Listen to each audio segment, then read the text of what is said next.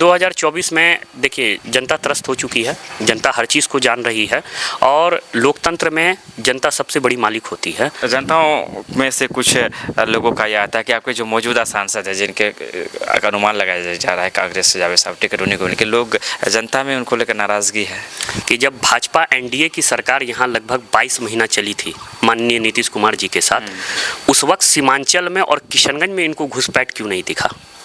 ये बहुत बड़ा सवाल है। आप ये सवाल करें माननीय विधान पार्षद महोदय से कि आप उस कॉन्फ्रेंस में, साझा कॉन्फ्रेंस में थे, आप इस पे चुप क्यों हैं? अगर आप चुप हैं तो कहीं ना कहीं आप भी गुनहगार हैं। मैं यही सवाल आज उनसे करना चाहता हूं कि जब आप भाजपा के, आपको मालूम है कि आप भाजपा के इस बैनर तले आप लड़िएगा तो किशनगंज से आपको हार साबित होगा, तो कहीं ना कहीं यहाँ की जो जनप्रतिनिधि जो जीत के आते हैं, जिनको आप ये बांग्लादेशी घुसपैठ बोल रहे हैं या जो भी बोल रहे हैं, ये इनके ही वोट से ना बन रहे हैं।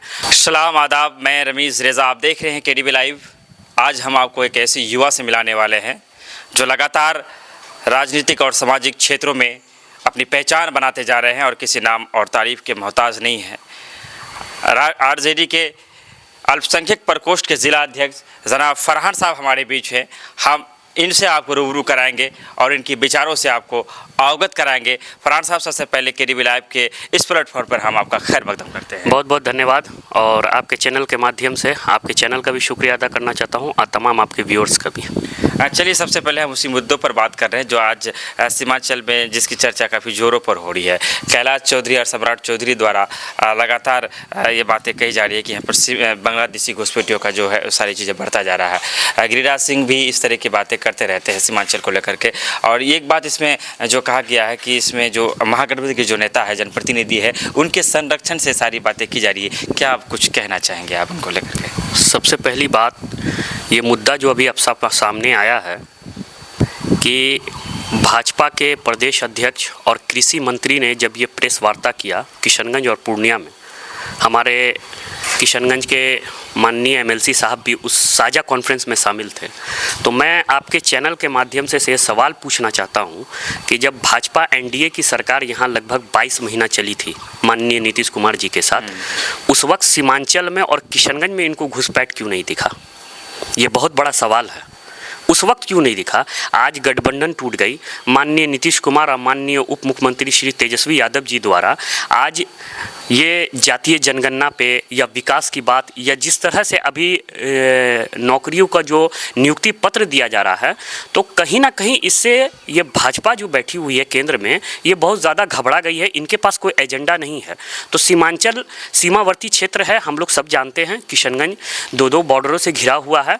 तो यहाँ पे एक ईजी टारगेट करना है और प्रोपेगेंडा फैला के यहाँ के सांप्रदायिक सौहार्द को यहाँ पे बिगाड़ना है। इनका यही काम रहा है केंद्र में भी, और आप जिस राज्य में भी जाइए इनके पास कोई मुद्दा नहीं। भारतीय जनता पार्टी के अगर नेताओं की हम बात करें तो ये कोई पहली बात नहीं है, क्योंकि उनकी राजनीति जो टिके हुए हैं, सत्ता में काबिज है, तो मुसलमानों से नफरत करने के एवज में सौगात में ही मिली है। अगर वो मुसलमानों के खिलाफ नहीं बोलेंगे और मुसलमानों के खिलाफ चीज़ों को नहीं करेंगे तो शायद आज सत्ता उनके हाथों से ले जाए। तो उनकी एक मजबूरी भी है। लेकिन लगातार एक बार नहीं, दो बार नहीं, जब भी कोई मंत्री जायसवाल साहब के पास आते हैं, जबकि यहाँ के जनप्रतिनिधि के वोट से वो एमएलसी बनते हैं, मैं उन जनप्रतिनिधियों से मुखातिब होना चाहूँगा कि आप किसी वोट देने तक अपने आप को महदूद ना रखें। आपको भी उनसे सवाल करना चाहिए, कम से कम ये इनको लिहाज करना चाहिए, इन सारी चीज़ों का दूरियां बना ले या फिर इन सारी चीज़ों को। देखिए, सबसे पहला सवाल, अगर आप किसी पॉलिटिकल पार्टी से अगर ये प्रतिक्रिया उनके नेता या उनके पदाधिकारी कार्यकर्ता से लेना चाह रहे हैं, तो मेरा आपके चैनल के माध्यम से ये सवाल है कि जब चुनाव होता है एमएलसी का, आपने 14 में भी देखा, यहाँ से कांग्रेस जो है पराजित, उनको हार हासिल हुआ, अभी चुनाव हुआ, अभी भी हार हासिल हुआ। तो कहीं ना कहीं यहाँ की जो जनप्रतिनिधि जो जीत के आते हैं, जिनको आप ये बांग्लादेशी घुसपैठ बोल रहे हैं या जो भी बोल रहे हैं, ये इनके ही वोट से ना बन रहे हैं। और मेरा आपके चैनल से एक सवाल है माननीय विधान पार्षद महोदय से। उन्होंने कहा था एक बात इस एमएलसी चुनाव में कि मैं पार्टी के लेवल से चुनाव नहीं लड़ रहा हूं, मेरी अपनी व्यक्तिगत छवि है, मैं अपने छवि से लोगों के बीच में जाता हूं और उस मत से जीतता हूं, मैं भाजपा के टैग से नहीं जीतता हूं। मैं यही सवाल आज उनसे करना चाहता हूं कि जब आप भाजपा के, आपको मालूम है कि आप भाजपा के इस बैनर तले आप लड़िएगा तो किशनगंज से आपको हार साबित होगा, क्योंकि आप लोकसभा में भी हारे हैं। तो जब आप अपने छवि से लड़ रहे हैं तो ये आपके छवि का भी सवाल है। और किशनगंज के वो प्रतिनिधि जो आपको वोट दिए हैं, मैं आपके चैनल से माध्यम से न था कि आप ये सवाल करें माननीय विधान पार्षद महोदय से कि आप उस कॉन्फ्रेंस में, साझा कॉन्फ्रेंस में थे, आप इस पे चुप क्यों हैं? अगर आप चुप हैं तो कहीं ना कहीं आप भी गुनहगार हैं। जनप्रतिनिधियों के जो है, चाहे मुखियाओं के मुखिया संघ के अध्यक्ष हैं, या समितियों के समिति संघ के अध्यक्ष, या प्रमुख के प्रमुख संघ के अध्यक्ष है, या सरपंचों के सरपंच संघ अध्यक्ष है, उन्हें मैं कहना चाहूँगा, विनर अपील है कि सिर्फ वोटों तक अपने आप को नहीं रखे, जुबान पे आपके दही जमी हुई है, उस दही को साफ कीजिए और पूछिए अपने एमएलसी से कि जब आप चुनाव में आते हैं तो कहते हैं कि मेरी व्यक्तिगत पहचान है, उसके बाद पार्टी ही आपके लिए सब कुछ हो जाता है। चलिए, इन सारे सवालों से हम बाहर निकलना चाहेंगे, थोड़ा सा हम चाहेंगे क्षेत्रीय चीज़ों को लेकर बात कर ले। लगातार दुर्घटनाएं हो रही है। कल ही का घटना है कि लहरा चौक में एक व्यक्ति की जान चली जाती है, महज 20 से 21 साल की उम्र होती है उनकी। जो वहाँ पर एक गोलंबर बना हुआ है, वहाँ पर बैनरों से उसे ढक दिया गया है, जिसके कारण ये होता है कि सामने दिखाई नहीं देता है कि उधर से कौन आ रहा है, इधर से कौन आ रहा है, लेकिन इस पर कोई बात नहीं करना चाहता है, ना तो कोई जनप्रतिनिधि, ना तो हमारे प्रशासन के लोग। नहीं, ये कार्य देखिए, अगर इस पे बात आएंगे तो शहरी इलाका है, नगर परिषद का इलाका है, नगर परिषद की सबसे पहली जिम्मेदारी है। अगर बात करने की बात आई तो आप देख लीजिए कि नगर परिषद है, हम लोगों ने पार्टी वाइज हटके अभी जो दानिश साहब के साथ हम लोगों ने पद यात्रा किया था गांधी प्रतिमा को लेके, तो आवाज़ उठता है। ये नगर परिषद का सवाल है। नगर परिषद के चेयरमैन ने यहाँ पे बनाया, जिस तरह से वो ये किए, आप जो कह रहे हैं एक्सीडेंटल, बहुत दुखद मामला है। आप धनपुरा में ले लीजिए, आप ब्लॉक चौक पे ले लीजिए, आए दिन सड़क दुर्घटना हो रही है। अगर वाहन चेकिंग इतना तेजी से हो रहा है तो वाहन चेकिंग में आप क्या चेकिंग कर रहे हैं, ये भी सवाल है। ये प्रशासन से भी सवाल है। आप सिर्फ कागजात चेक कर रहे हैं या हेलमेट भी अनिवार्य कर रहे हैं? हेलमेट अनिवार्य क्यों नहीं है? दूसरा है कि गाड़ी चलाने का जो अभी तरीका है, आप अगर डीएल चेक कर रहे हैं, कल की मैं घटना बता रहा हूँ कि कल मैं पैदल चल के शाम के मैं कहीं जा रहा था और दो मोटरसाइकिल को आपस में देखा कि एक की गलती नहीं थी, जिस तरह से उसने ओवरटेक किया, तो गाड़ी भी बहुत रफ चल रहा है। आप प्रशासन अगर इस पे अगर चेकिंग कर रही है, आज डी मार्केट में चेक हो रहा है, कल टैक्स में चेक होता है, तो पेपर चेक के साथ आप हेलमेट भी उसमें अनिवार्य करिए, दोनों पक्ष को। अगर कोई पीछे बैठे नहीं है, आज अगर प्रशासन इसमें सख्त होगी तो जाहिर सी बात है कि एक्सीडेंट और दुर्घटनाएँ कम होगी, क्योंकि ये तो चालक के ऊपर उनके सूझबूझ पे है। अगर प्रशासन इसमें खुल के आ भी जाती है तो आप किसी को गाड़ी चलाने के लिए से नहीं रोक सकते हैं। तो हमारी खुद की भी जानते हैं कि एक जागरूकता अभियान निकाले, जो रोड एक्सीडेंट आज हो रहा है, और नगर परिषद की भी इसमें जिम्मेदारी है कि अगर गोलंबर है या कुछ ऐसी जगह हैं जहां अतिक्रमण है, वादित है, तो उसको क्लियर करें। हमें भी जागरूक होना पड़ेगा, और जागरूकता अभियान की जो आपने बात कही यकीनन बहुत अच्छी बात है, और मैं चाहूँगा कि आपके ही की तरफ से इस तरह कुछ पहल किया जाए। लेकिन मैं बात ये कर रहा था कि लहरा चौक लगातार हाईटेक बनता जा रहा है, और चूँकि मैं उसी जगह पर रहता हूँ, और हर चूँकि जो मौत हो जाती है तो उनकी बात अखबार तक आ जाती है, लेकिन रोज़ दुर्घटनाएँ होती है। और कारण जो है कि वहाँ पर चारों तरफ 6 रास्ते हैं, तो वहाँ पर ट्रैफिक पुलिस कम से कम एक होना चाहिए, पर ट्रैफिक पुलिस वहाँ पर नहीं रहते हैं। और जो गोलंबर को पूरी तरह से बैनरों से घेर दिया गया है, आगे से दिख नहीं रहा है, क्या इस छोटी सी बात के लिए प्रशासन का ध्यान उस पर नहीं जा रहा है? ये बहुत ही अहम मुद्दा है। आपके चैनल के माध्यम से भी, अगर मैं एक कार्यकर्ता हूँ, पार्टी के या पदाधिकारी हूँ, तो मैं आपके चैनल के से भी मांग कर देता हूँ, अगर प्रशासन के थ्रू ये पड़ते हैं तो वे वाकई में ऐसे चौकों की चिन्हित करें जो बहुत ज़्यादा बिजिएस्ट है, जहाँ ज़्यादा रश रहता है, तो वैसे जगह पे जो है ट्रैफिक पुलिस का इंतजाम करवाए। और एक सड़क सुरक्षा टाइप का जो है, अगर 6 तरफ, आपने कहा कि वहाँ पर 6 तरफा रास्ता है, तो कुछ ऐसा नियम बनाए वहाँ पर, जैसे आप बाज़ार में भी बनाए हैं, 1 वे सिस्टम है, तो एक तरफ से है कि जाम से इंसान को निजात मिलता है। तो इस तरह से मैं जो है प्रशासन ध्यान में लाए और ट्रैफिक पुलिस वैसे जगह पे जो है चिन्हित करे। बरसात का मौसम अभी पूरी तरह से मानसून का आगमन नहीं हुआ है किशनगंज, लेकिन अभी आप देख सकते हैं पश्चिम पाली चाहे सुभाषपल्ली से जब हम जो रास्ता जाते हैं उधर आपका भी है, 2-4 जगह नाम बोल रहा हूँ, जिधर से आपका अंजुमन के साइड से जो रास्ता निकलती है, अभी से जलमग्न होने की स्थिति आ गई। अगर हम सड़कों पर जा रहे हैं तो इसको लेकर क्या नगर की जिम्मेदारी नहीं बनती है कि जल से निजात कैसे दिलाया जाए? इसको लेकर बात करें। सभी बात सरकार तो नहीं कर सकती है, नगर बनाया गया, जो नगर के चेयरमैन है, पार्षद है, क्या उनकी कुछ जिम्मेदारी बनती? बेशक बहुत बनती है। आप जब भी बारिश की बात आती है तो किशनगंज के लोग 2017 को याद करते हैं, जो 17 में प्रलय आई थी। बेशक नगर परिषद हो या हमारे पास हो, कोई भी ड्रेनिंग सिस्टम या कोई बाढ़ से जो है कोई राहत दिलाने वाले के लिए कोई सटीक उपाय नहीं है। आज रमज़ान नदी की बात कीजिए, हम लोग नापी पे नापी देखते हैं, आज उस नदी को दिन पे दिन वो छोटा होते जा रहा है, ज़मीनें बिकते जा रही है और हालत ऐसी हो जाती है कि जब वो नदी का साइज़ छोटा होता है, जब बरसात आता है तो बरसात अपने उफान में रहता है, पानी जैसे तैसे घर में घुसते हैं, वो एक्चुअली घर में नहीं घुस रहा है क्योंकि नदी का जो एरिया होता है, जो सीमा होता है, एक दायरे तक जो है बिहार गवर्नमेंट की ज़मीन होती है, उसके बाद प्लॉटिंग होती है। लेकिन आप देखिए कि आज नदी है, वहाँ पे बड़े बड़े बिल्डिंग खड़े हो गए, बड़े बड़े होटल खड़े हो गए वहाँ पे। तो ये ज़मीन बिहार सरकार की बिक रही है, ये बरसात से ही ताल्लुक़ है, आप इसको अलग नहीं कर सकते हैं। आज ज़मीनें बिक रही हैं वहाँ पे, ज़मीनें किसकी इजाज़त से बिक रही है, खरीद फरोख्त कैसे हो रही है, आज ब्लॉक प्रशासन सीओ है, बीडीओ है, मोटेशन किनके इजाज़त से हो रही है। तो बहुत सारा मसला है जिनके तह तक में यहाँ के जनप्रतिनिधि को जाना होगा, क्योंकि हम लोग तो उस पावर में है नहीं। हम लोग आवाज़ उठा सकते हैं आपके चैनल के माध्यम से, प्रेस कॉन्फ्रेंस करके या कोई आंदोलन करके। अभी भी हाल फिलहाल मैंने सुना कि ज़मीन की नापी हो रही है रमज़ान नदी की, इस 1 साल के अंदर में मुझे लगता है कि 3 बार नापी हो चुकी है। नापी हो रही है, उसके बाद की प्रतिक्रिया क्या हो रही है, तो ये बरसात और बाढ़ से रिलेटेड है। सबसे बड़ी बात है कि ड्रेनिंग सिस्टम कहीं नहीं है। आप कहीं भी जाइएगा अभी शहर में तो आपको नाला जो है बहुत ही मतलब गंदे अवस्था में और बहुत ही हालत उनकी जो है बहुत दयनीय हो चुकी है, उन पे काम नहीं हो रहा है। नगर परिषद कहीं ना कहीं इसमें विफल है।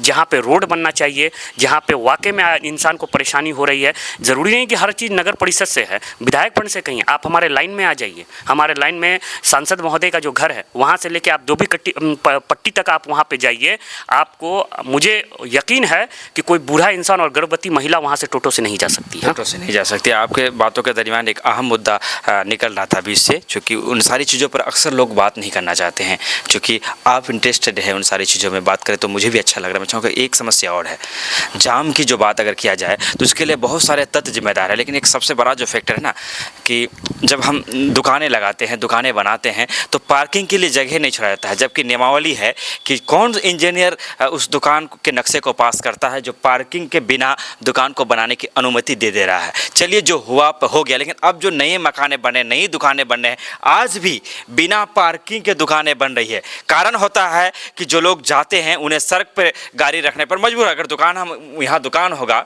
अगर हमें आपसे 1 किलो चीनी लेना है तो गाड़ी हम यहीं रखेंगे। तो बिना पार्किंग के दुकानों का जो नक्शा पास होता है, चूँकि हमने सुना है कि नगर में बिना नक्शा का दुकान बना नहीं सकते हैं, तो किस कैटेगरी के वो इंजीनियर होंगे, कहाँ से पढ़कर आए होंगे, या इसी ग्रह से होंगे, या मंगल उंगल बुध ग्रह से आए होंगे? क्या कहना चाहेंगे आप? हाँ, बहुत अच्छी बात कही आपने। अगर आप इस बात पे अगर प्रकाश डाल रहे हैं तो मैं थोड़ा सा और प्रकाश डाल दूं। ये सिर्फ मॉल की बात नहीं है, दुकान की बात नहीं है। आप मुझे किशनगंज में आप भी रहते हैं, आप मुझे किशनगंज का कोई एक होटल बता दीजिए जिसका अपना ओन पार्किंग है। बड़े बड़े होटल खुल गए हैं, मंत्रियों का काफिला आता है, रोड पे जाम लग जाता है, रोड पे गाड़ियां रहती हैं, होटल के जो कस्टमर्स आते हैं उनकी गाड़ियां रोड पे रहती हैं। तो नक्शा पास करने की जहां बात हो रही है तो आखिर विभाग से या कहीं से भी नक्शा कैसे पास हो रहा है कि होटलों की पार्किंग नहीं है, उनको होटल का लाइसेंस उनको दे दिया जा रहा है। मॉल में किशनगंज के मेन मार्केट में जितने भी मॉल हैं, जो निजी मॉल है या फिर जो आपको कंपनी के थ्रू खुली हुई है, 1-2 को छोड़ के मुझे लगता है गिना चुना 1-2 बस बोलिए, बाकी किसके पास पार्किंग है और ऐसे ऐसे नक्शे कहाँ से पास हो रहे हैं, कैसे पास हो रहे हैं, इन सब पे सवाल की ज़रूरत है। कहीं ना कहीं नगर परिषद इस चीज़ को जान रहा है, उसके बाद भी खामोश है। क्योंकि जो सड़क जाम की जो समस्या है, मैं एक रोज़ देख रहा था कि एक एम्बुलेंस को रास्ता नहीं मिला था। आपका मारवाड़ी कॉलेज से लेकर पश्चिम पाली तक उन्हें 1 घंटा लग गया एम्बुलेंस को। तो अधिकतर उसमें जो नोट करने वाली चीज़ होती है, गाड़ियाँ रखी रहती है रोड पर। ये अहम मुद्दा है, इस पर प्रशासन की कमी है, हमारे यहाँ के नेताओं की कमी है। ऐसी चीज़ों पर हम बात नहीं करना चाहते। हमें ऐसा लगता है कि ये हमारी काम की चीज़ नहीं है, बड़े नेताओं की काम है। आम जनता को इन सारी चीज़ों पर बात करना होगा। अगर दूसरे राज्यों में, दूसरे शहरों में ऐसे होंगे तो आम जनता रोड पर उतर जाती है और गाड़ियों को रोड से हटाने का काम करता है। हमारे यहाँ की जनता को इन सारी चीज़ों में कब इंटरेस्ट आना शुरू होगा? आप बाज़ार जाइए अभी के वक्त में, गांधी चौक हॉस्पिटल रोड से आप शुरू कीजिए, जाम अमूमन आपको वहीं से मिलेगा। और उसके बाद आप फल चौक चले जाइए, गांधी चौक चला जाइए, उसके बाद उधर धर्मशाला रोड चलाइए, मुझे एक भी जगह आप दिखा दीजिए गाड़ी पार्क। हालत ये हो चुकी है कि मैं आपको एकदम जो प्रैक्टिकल मैंने देखा है मैं वो बता रहा हूँ कि लोग रमज़ान पुल पे अपनी गाड़ियाँ पार्क करते हैं। उसके बाद अगर नहीं मिल पाता है तो बाइक वाइक, अगर छोटी मोटी गाड़ी है तो अभी उनका नया स्टेशन बना है अभी सदर अस्पताल, वहाँ बाइक लगाते हैं, उसके बाद मेन मार्केट में चले जाते हैं। आखिरी सवाल आपसे, कितना आसान आसान रहेगा 2024 राष्ट्रीय जनता दल महागठबंधन के लिए, चूँकि एक सीट तक है ही संतोष होना पड़ा था 2019 को। क्या 1-2 सीटें बढ़ सकती है, बहुत अच्छा कर सकते हैं, या फिर उससे भी खराब स्थिति महागठबंधन का इस बार 2024 में होगा? क्या आकलन क्या है, क्या लग क्या रहा है? नहीं, 2024 में देखिए जनता त्रस्त हो चुकी है, जनता हर चीज़ को जान रही है और लोकतंत्र में जनता सबसे बड़ी मालिक होती है। हमारा जो मुहिम है, महागठबंधन का जो मुहिम है, 23 तारीख को आप देख सकते हैं कि वो सत्ता पक्ष को जो है बेचैन कर चुकी है। एक विपक्ष की बहुत बड़ी बैठक हो रही है जिसकी अध्यक्षता माननीय नीतीश कुमार और तेजस्वी जी कर रहे हैं बिहार में। बिहार इसकी शुरुआत कर रही है, बिहार इसकी अगुवाई करेगी। 24 में परिणाम आपके सामने में है, क्योंकि जनता महंगाई त्रस्त हो चुकी है और बेरोजगारी और इवन कि आपको जातीय जनगणना, ऐसे बहुत सारे अहम मुद्दे हैं कि आज सरकार इस पे बात करने नहीं चाह रही है। सरकार को रोजगार मंदिर में दिख रहा है, मस्जिद में दिख रहा है, तो 24 में जनता जवाब देने का काम करेगी। अगर हम किशनगंज की बात करें तो यहाँ पर बहुत तेज़ी से अपना ग्राफ बनाने में कामयाब ऑल इंडिया मजलिस इत्तेहादुल मुस्लिम पार्टी, उनके नेताओं से जब हमारी मुलाकात होती है, हमारे चैनल में भी उनके इंटरव्यू पड़े हुए हैं, दावा किया जा रहा है कि 2024 का किशनगंज का सीट है वो मजलिस के खाते में आ जाएगा। ऐसे उनके नेताओं की तरफ से बयानें दी जा रही है। राजद के नेता होने के नाते क्या काउंटर करना चाहेंगे? अभी मैं घर से बाहर निकल रहा था, जब यहाँ आ रहा था मैं, तो एक आदमी मुझे मिला, मुझे देख के बोलता है, क्या विधायक जी क्या हाल है? तो किसी के कहने से एक पागल कोई बड़बड़ा के अगर कह देगा कि मैं देश का प्रधानमंत्री हूँ तो मैं प्रधानमंत्री थोड़ी हो जाऊँगा। ये कहने वाली बात है। स्वतंत्र है, लोकतंत्र है, संविधान हमें अधिकार दी है, उनको भी अधिकार दिया। वो कह सकते हैं, अपनी दावी पेश कर सकते हैं, बात खत्म है। फैसला क्या है वो सबको मालूम है। मिसाल बड़ा सटीक दिया है आपने। क्या कहा था आपको विधायक जी? कह दिया किसी ने तो मैं उसको मान थोड़ी लूँगा। यानी जो बातें मजलिस की तरफ से कही जाती है किशनगंज को लेकर के, इन बातों को आप खारिज करते हैं? बेबुनियाद बातें हैं। मैं 100% खारिज करता हूं। किसी के कहने से कुछ नहीं होता है। सबको अपना अपना अधिकार है, कहने दीजिए, जनता जो है जवाब देगी। जनताओं में से कुछ लोगों का यह आता है कि आपके जो मौजूदा सांसद है, जिनके अनुमान लगाया जा रहा है कांग्रेस से जावेद साहब टिकट उन्हीं को, उनके लोग जनता में उनको लेकर नाराज़गी है। देखिए, जो चुनाव जीत के आते हैं ना, शिकायत भी उसे घर में अगर कोई मुखिया रहता है, अगर बाप कमाने जाता है तो दूसरा बच्चा शिकायत करता है कि उसको वो दे दिया और हमको नहीं दिए। नाराज़गी तो हर जगह होती है। अभी अगर उसका आप उदाहरण दीजिएगा तो अभी मैं आप ही के चैनल के माध्यम से जो है, अभी दिलीप जायसवाल साहब से जो है, उनके प्रतिनिधि का जो है, जो उनको वोट दिए हैं, तो आज उनसे सवाल कर रहा हूँ ना कि आप लोगों ने वोट दे के उनको जिताया, आज इतना बड़ा बयानबाजी दे रहे हैं, तो आपकी जवाबदारी है। तो कहीं ना कहीं वो लोग भी हताश होंगे, इस बात से सवाल करेंगे। तो बस मैं यही चीज़ आपको कहना चाह रहा हूँ कि अगर लोग वोट देते हैं तो जनता नाराज़ भी होती है। ज़रूरी नहीं है कि हर इंसान को 5 उंगली है, सबको खुश कर सके, सब कुछ। उसमें कुछ ऐसे लोग भी होते हैं कि जो हर कुछ करने के बाद भी नाखुश होते हैं। कुछ ऐसे लोग भी होते हैं जो दूसरे दल को भी समर्थन करते हैं। तो उससे हम ये नहीं कह सकते हैं कि जनता जो है पूरी की पूरी खिलाफ है।